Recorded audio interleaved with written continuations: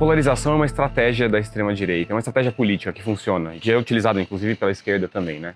Mas o que mudou, eu acho, essencialmente entre uma coisa e a outra, a gente está acostumado com uma política que é uma política de eu sou como você, um representante político, um presidente vai falar eu sou como você, eu entendo os seus problemas, eu vou buscar soluções para os seus problemas.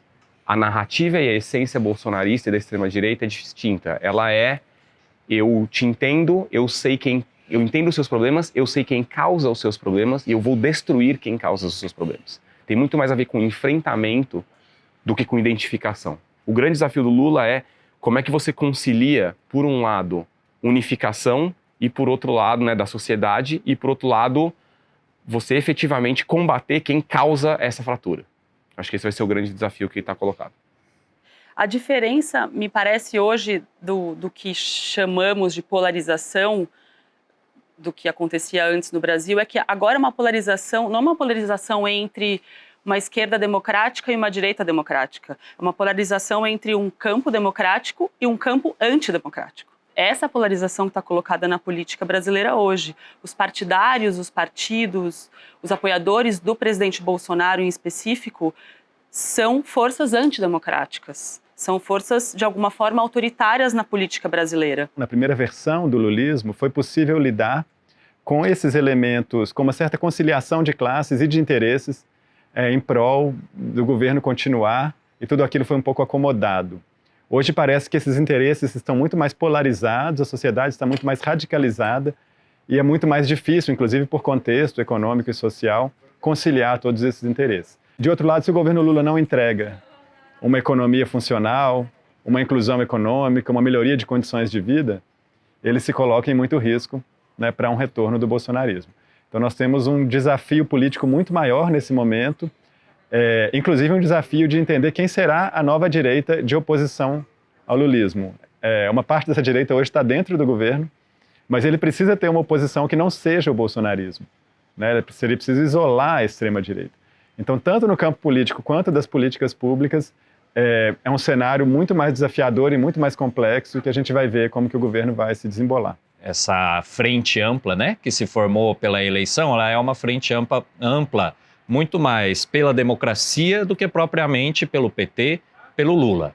Então são pessoas que realmente são setores, né, econômicos, sociais, políticos, que querem a democracia e não querem um governo militar. E por isso que se formou essa frente ampla.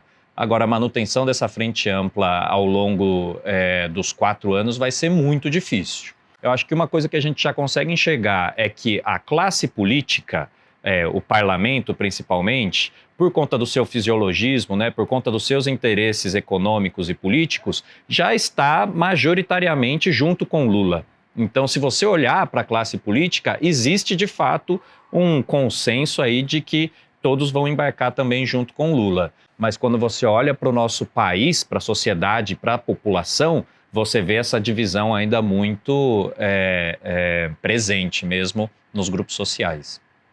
Eu acredito que Lula tem sido bastante claro desde a campanha e principalmente depois das eleições que a proposta é que seja uma unificação pelas ações que vem fazendo. Então, a definição dos ministérios dele já é algo que traz uma resposta de como este governo está atuando. Eu não sei até que ponto também é interessante esse processo de centrar numa perspectiva de unificar. Mas talvez o que ele esteja fazendo é efetivamente mostrar a que veio. Retomada dos projetos sociais, colocando expoentes de cada área nos ministérios. As situações que aconteceram com as chuvas no estado de São Paulo, por exemplo. Um estado que tem um governador bolsonarista, um estado que tem grande parte das cidades com prefeitos bolsonaristas. Lula está lá presente e essas administrações estaduais e municipais se dando conta de que o governo federal está governando para o cidadão e não governando desde interesses políticos para amigos.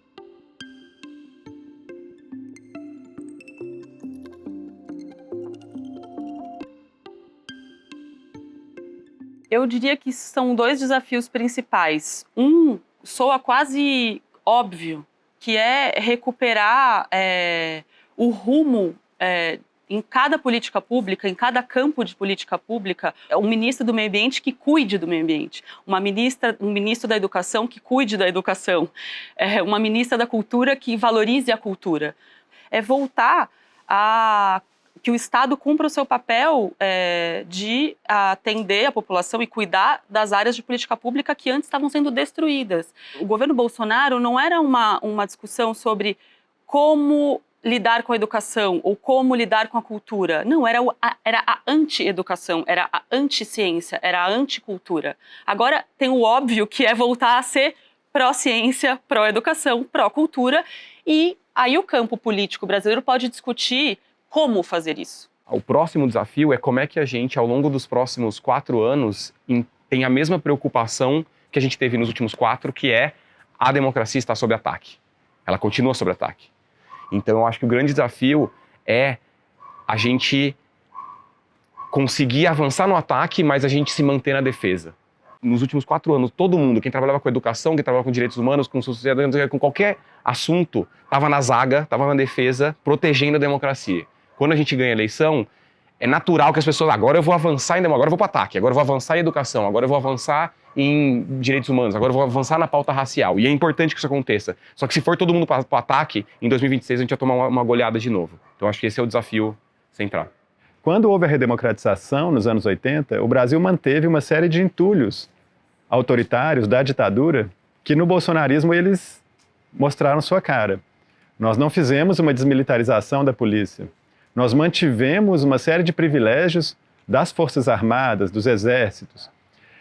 E mesmo na vida cotidiana, o Brasil foi marcado por uma lógica privatista, avessa à democracia, quando, por exemplo, nós pensamos na proliferação de condomínios no país, condomínios fechados, com acesso restrito, em que dentro deles não vale a mesma lei que funciona do lado de fora. Isso é muito um princípio do bolsonarismo, o princípio de que alguns cidadãos valem mais do que outros. Isso está muito arraigado na sociedade brasileira. Então, desbolsonarizar o Brasil diz respeito a uma série de esforços políticos, mas também do campo da vida social. Eu acho que, comparando com o governo Lula 1 e 2, no início dos anos 2000, a gente vê uma pequena diferença entre o apoio que ele tinha naquela época e o apoio que ele tem hoje. Basicamente, naquela época ele tinha apoio da comunidade evangélica, da comunidade religiosa, e não tinha o apoio necessariamente dos militares, mas não tinha um contra-ataque, né? Não tinha uma oposição vinda dos militares. E acredito que esse é o principal cenário quando a gente vai olhar para hoje, quando a gente quer falar de uma redemocratização brasileira. O setor econômico, né, o mercado, ele sempre foi meio oposição aos governos de esquerda e ao governo Lula. Então ele não se movimentou nesses últimos anos. Mas os militares e a comunidade religiosa hoje, atualmente, fazem oposição ao governo Lula e são os principais grupos onde a gente tem que olhar se a gente quer falar de redemocratização. Se a gente vai falar de redemocratizar o Brasil, a gente tem que entender como é que a gente faz para olhar para esses 2 grupos e, de fato, trazê-los para um lugar mais democrático, menos radicalizado, menos de romper mesmo com as instituições. Talvez o grande desafio mesmo do governo Lula, que a meu ver sempre foi, desde o primeiro governo, é um desafio comunicacional.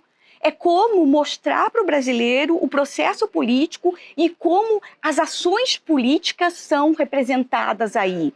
Como se dá a formação política. É explicitar como que um governo popular faz uma gestão pública, cuida da política como arte para a cidadania, para o cidadão. E isso Lula não teve o menor cuidado nos primeiros governos. Então, as pessoas tinham acesso a políticas públicas, mas não sabiam que eram políticas públicas. O grande desafio para chegar no processo de redemocratização e de as pessoas estarem compreendendo o que o governo federal está fazendo é um desafio de como o governo trabalha a sua comunicação. De fato, as forças antidemocráticas no Brasil, ou que se propõem lidar com os problemas brasileiros de uma forma antidemocrática tem apoio popular. Isso não significa dizer que a maioria da população brasileira seja antidemocrática, mas as propostas que essa direita antidemocrática está apresentando têm apoio popular. Então, um segundo desafio é, de fato, conseguir apresentar alternativas concretas para os problemas que as pessoas vivem, de uma forma que elas compreendam e que elas entendam que concretamente vai ter impacto nas suas vidas. A ultradireita no mundo e no Brasil está conseguindo conversar com as pessoas. E esse é um desafio enorme do campo democrático brasileiro. Esquerda incluída, direita democrática incluída, é voltar a disputar mentes e corações da população que vive uma precariedade muito, muito grande nas suas condições de vida.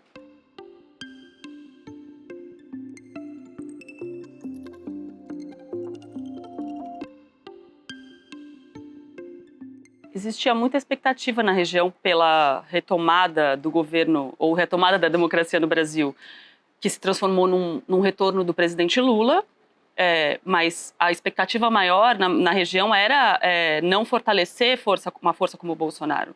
Obviamente existe um apreço da região pelos governos anteriores do presidente Lula, mas agora é um outro contexto, exatamente. Ao mesmo tempo existe uma pressão da região por uma renovação da esquerda brasileira. É importante que o presidente Lula retorne com novas agendas e com uma oxigenação da esquerda. Então, de alguma forma, existe a expectativa na região, e o Brasil é um país continental que sempre liderou as articulações políticas da região no cenário internacional. E agora retomamos um pouco linhas básicas do multilateralismo, e o Brasil tem um papel, mas a agenda climática é outra, a agenda social no mundo é outra, os desafios são outros, a agenda de defesa dos direitos das mulheres e de defesa do combate ao racismo no Brasil, por exemplo, é outra, de 20 anos atrás, quando o presidente Lula foi presidente da primeira vez. Então, espera-se uma atuação do Brasil no cenário internacional, principalmente em temas sociais e de direitos humanos,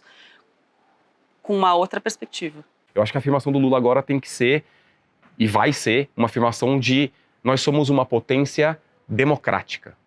Nós aprendemos como combater o extremismo, a extrema-direita aqui. Nós vencemos e vamos continuar e vamos conter esse problema. Eu acho que essa é a afirmação que o Lula tem que se colocar para fora, e tem já feito sinalizações de se colocar como uma liderança para juntar os países democráticos que estão na defesa, que estão sob ataque, que a democracia está sob ataque, e colocar nesse lugar. Então eu sinto que no nível de governo, né, de Estado, eu acho que essa é um pouco a perspectiva que o Lula está apontando. Vamos entender como isso vai se desenrolar. E eu acho que no campo da sociedade civil, a gente incubou uma série de soluções, de estratégias, de tecnologias, de olhares. O Brasil é muito vanguardista, por exemplo, na parte de WhatsApp, que é um campo de batalha muito necessário dentro da democracia. O Brasil tem marcos regulatórios em relação à internet que são relevantes. O Brasil tem uma experiência em lidar com conservadorismo, por exemplo, no âmbito, no grande ecossistema evangélico, que é uma questão que está iminente em vários países do mundo, né? Então tem várias coisas que a sociedade civil brasileira está aprendendo a fazer, aprendeu a fazer, que é possível de compartilhar em outros países do mundo. Eu acho que também, nesse sentido, o governo Lula se renova como uma liderança internacional, que é algo que foi muito marcante nos dois primeiros governos Lula, mas agora com algumas características específicas, e eu acho que uma muito forte é a questão ambiental, né? A questão da crise climática, ela é uma evidência hoje, ela é algo corriqueiro e comum na agenda da diplomacia, na agenda internacional, e o governo Lula está caminhando, a meu ver, muito acertadamente, buscando ser uma referência nessa questão do clima, na questão da proteção da Amazônia, na questão ambiental, nesse debate internacional. Isso pode, sim, contribuir para que o governo Lula, né, consiga exercer uma liderança nesse próximo período, e essa liderança tem a ver também com se encaixar na disputa atual geopolítica entre a democracia e algumas ditaduras. Acho que até o papel que está tendo em buscar uma solução de paz para a guerra da Rússia contra a Ucrânia já sinaliza possibilidades nesse sentido. A política externa que o Lula e o governo do PT, junto com a Dilma, implementaram durante os 13 anos, foi muito criticado durante as eleições, seja pela extrema-direita, seja também por um campo mais de centro, etc. Principalmente, né, no trabalho do BNDES com os outros países latino-americanos. Muito no entendimento, né, numa lógica muito simplista de que o dinheiro do brasileiro está indo financiar países comunistas. Então, qualquer tipo de ação que o Lula possa fazer, que esse governo possa fazer de integração latino-americana, vai ter muita barreira interna mesmo, dentro do Brasil, uma barreira mesmo de comunicação, de mobilização, para que isso não seja uma política de Estado, né? Que não seja de fato uma política do governo Lula. O principal desafio dele vai ser mais interno mesmo, de como comunicar isso e de como levar isso para a população brasileira sem que isso entre no jogo da polarização e acabe prejudicando também a imagem do governo. A reestruturação da diplomacia brasileira, já assumindo os seus espaços internacionalmente, é muito importante e tem sido feito. E, certamente, a questão do BRICS. A gente sabe que o BRICS foi um dos motivos, né, do golpe, do impeachment, de todo o posicionamento, do avanço das transnacionais, né, patrocinando uma extrema-direita dentro do Brasil. E isso, quando a gente tem a proposta do Lula reestruturar essas relações, né, com as relações Sul-Sul, seguro isso vai se dar, com certeza.